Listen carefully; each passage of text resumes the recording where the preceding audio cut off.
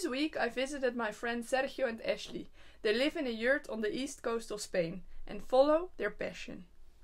My name is Ashley, I'm 31, I'm from Holland originally. And yeah, now I live with Sergio in Spain.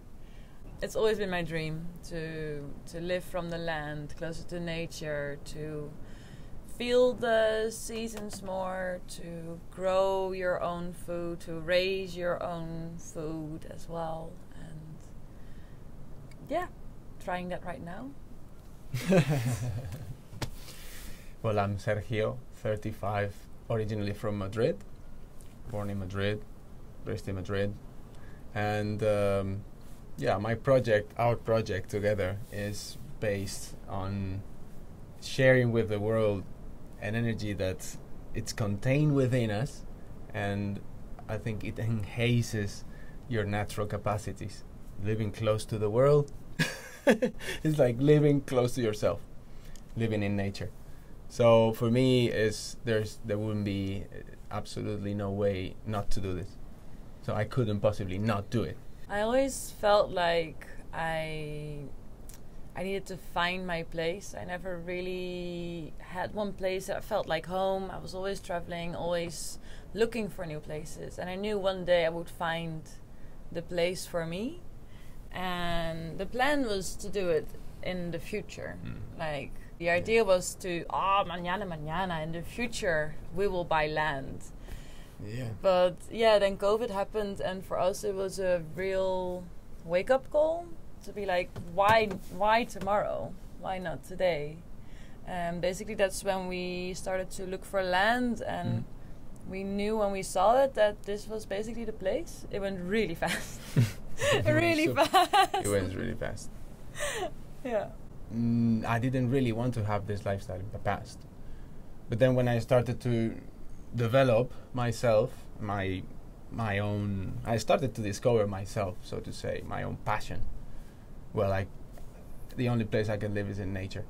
I cannot just really tolerate the energy of the cities anymore. So I changed like 3 years ago, radically different from city and hectics and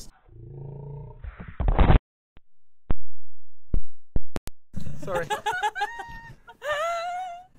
Don't hit the pumpkin. Sorry. Okay, go back to the city and the stress too. The chaos, the destruction. To the natural chaos. Yeah. Yeah. Which is the perfection in the end, you know. But yeah, it's I'm really happy we found this place in the middle of nowhere. How could I describe my passion? That's a good question. I like to create stuff. I like to design spaces, environments. Like, I really enjoy creating a cute corner, or when you see the garden, that there's also not just straight rows of food, but like flowers and chaos. And everything interconnected with each other. My passion is cooking. I worked a lot in restaurants and stuff, so I always loved to make, for example, my own pumpkin soup. But now I raised my level. Now I have to grow my own pumpkin to make my own pumpkin soup to really, feel good. I really enjoy doing that. Yeah, and just to design your own life, your own lifestyle, not to just like I did before, and I enjoyed it as well. You know, you have your house, you have your friends, your hobbies, and your job, and you go to your work, and you enjoy it. But it doesn't really change. That's why I traveled, to discover new things. And now I don't have to go anywhere because I discover so much in this piece of land that it keeps me inspired, basically. My passion is very abstract. It's not really... I like to have a lifestyle that allows me to be creative in my own personal endeavor, like design, drawing, also in the garden. And just I really enjoy to have time for myself. So in a way, this gardening thing is come back to the most basic, simple way of farming. And it's basically trying to emulate the nature and do the least possible. That's my goal here. I don't want to break my legs or just my back by carrying stuff, but I want to follow the most simple way. And I think that way was discovered thousands of years ago, but it was kind of hidden by corporations and other institutions that really are interested in money and power. And I think we're trying to unleash that hidden wisdom that was occulted over the years and try to come up with something very simple farming. Super easy 80-20 farming. 80-20 is a relation of cost-benefit analysis of energy investment and outcome. So it takes you 20% of your effort to get to the 80% of the results. So it's a good enough kind of approach to life, and not try to be so caught up into their own expectations in life. Just perfectionism. Let that go and just do more stuff, learn quick, and try to iterate fast, like nature does, basically. Random trial and error, and then just comes up with something beautiful. And observe a lot. That's also one of the rules. Well, finding my passion was easy. It's just in you. It's what you love to do. And especially I feel like when you're traveling and you're not stuck in a rhythm, you decide every day what you want to do, where you want to go. So I think for me that's a good way to discover what you love. The hardest part was to find someone that has that same vision and wants the same thing. True. That's my partner in crime. For me, it was kind of trying to debunk all my beliefs of what I thought I like. Well, all the ego persona that I was so focused on feeding, and socially learned to find out what your true essence wants. That I did basically discover meditating, and it was super clear. And kind of by mistake, I ended up working in Ibiza in a restaurant, and I started just being, noticing the relationship between gardening and kitchen and food and life again. So the whole cycle starts from the soil and goes back to the. So it was kind of going back to the true fact of life. It was gardening or farming is one of them. We're still in the start of our project. Like, we're now a year and a half in, I would say, and we're still building up things. We are still newbies in this whole process. We didn't know anything. Oh, the guy. Yeah, waking up with the guy every day. The special guest. What I enjoy the most is the chaos as well, and the unpredictability of the natural forces and all the incredible amount of factors playing the game. But the simplicity of nature. The simplicity and at the same time the complexity, but the super abundance of the simplicity of this. Because there's apparently nothing but trees. But the whole thing behind it. So, yeah, I think that's it. That's why I enjoy the most. It's funny, we first gave our project a name. It was the wrongest name ever we could have chosen. Yeah. It was simplelife.farm, and we found out that this is nothing but simple. I feel like even though we try to live a simple, in a humble way kind of life, doesn't make it easy. We've had a lot of problems and setbacks, and mainly has to do that we both hadn't had any experience. We never had a garden, never built a kitchen, we never had to pump our own water, fixing wells, like creating a solar system. No. We never did anything like that, so of course you make a lot of mistakes. I think that's also part of the process. But sometimes when something goes wrong, and again and again and again, and then 10 things at the same time, then I'm like, I just go back and have this job, or I can just go home afterwards and go to a bar with my friends. That was very, very simple. Yeah. But I wouldn't change it ever anymore. No. I love the struggles, because they're learning moments, they're learning curves. And something I really love about this lifestyle is that I learn a lot every day about myself, but also new talents I discover, things I like, dislike, We had a lot of also celebration moments this year of making our first olive oil. I had no idea how you made olive oil, or even how olives were growing, or that they were horrible if you eat them off the tree. Yeah. And making a beautiful garden, trying new recipes. That was disgusting. One thing I wanted to share with you and with everyone With the world. after you is that in order to find your passion, you don't really have to know all the steps till the end.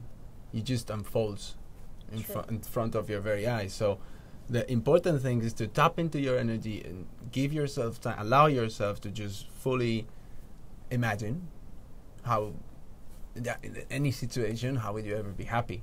And then the reality unfolds in front of your very eyes, because it's just next step. If you keep your awareness open. So what? Next step. I tend to It just unfolds. No, I'm I love like it. It's like really a monkey. true. I like it. It's true. Just keep dreaming. Yeah, not keep dreaming. That sounds a bit like go to bed and relax. No. Allow yourself, give yourself some time to sit with yourself and your energy and try and enlist to discover, in your own somatic field, what you feel about the things around you. And then just by allowance, you see, oh, I like this. It gives you this sense of satisfaction. So go and dive into that and just, try. But to get to know yourself is to get to know what you want. And then from that, the universe just conspires to bring it to you, basically, I guess. Does that. Mm-hmm.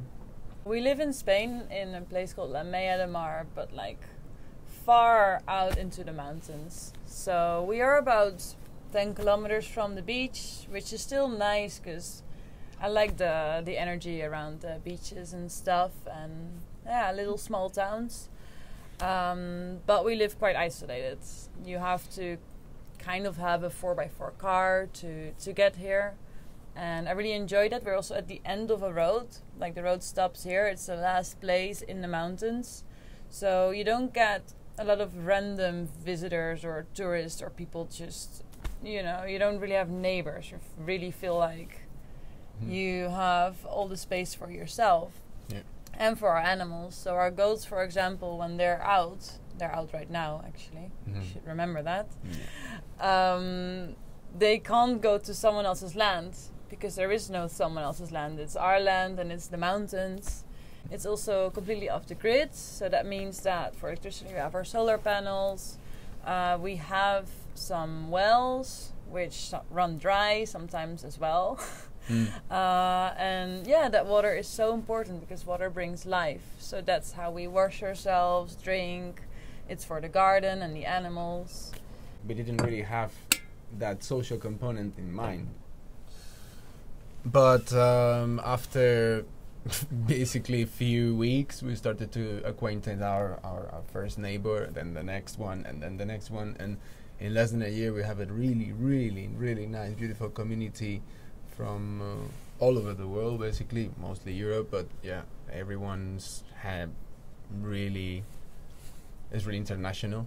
And the one and main rule of that people is that really, really love life. So it's everyone in that little group is so open-minded and aware that it's a pleasure to share all this experience with them, because for us it wasn't really into our plans, but it's right now really it means a lot in our project. It wouldn't be the same without these people, because it makes the component of sharing it with other people is what really makes it emotionally super deep. Not only self-sustainability but also sharing in community. A normal regular day would consist in basically taking care of all the plants and all the livestock. It's so far it's not really big, but we have a little kitchen garden, few plants, the taking care. That would be obviously also the goats and the chickens, just taking care of them. and the rest in at this stage of the project is construction and building, rebuilding, fixing, a lot of fixing, because it's a very very early stage. Well, I do believe that in order to start something like this, you need a bit of savings. I mean, the way we wanted to do it is without mortgage, just mortgage free. We don't owe anyone anything. So you need a bit of savings to start up, because you have to make a lot of investments. We lived in 2 campers, so we literally had no stuff. Yeah. And a life like this requires a lot of building materials, gardening materials. So I would say, sorry, you do need savings. And after that, we really try to use less and less money. So we rethink before we buy something, like, do we really have to buy this? Do we really need this? Or could we get it in another way if we do really need it? Or get it second hand or recycle it? That really helps. And yes, we also have jobs here and there just to pay for the things, because we are living in this world where you do need money. And it is a very important aspect. And also from the land, we sell our olive oil. We have other things that we sell every once in a while, like carrots and stuff. So those are also already bits and pieces coming from the land that are also paying off, basically. I think that what your needs truly are, it depends on what you believe they are, because we can frankly push our limits quite a lot.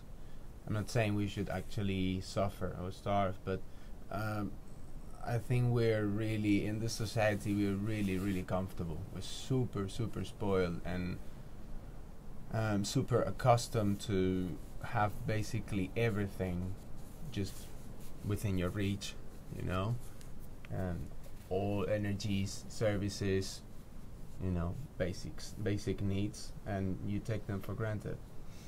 We like to challenge ourselves also to use less money, because we are really aware, like, every cent that we spend, we have to go out of this place to earn it somewhere.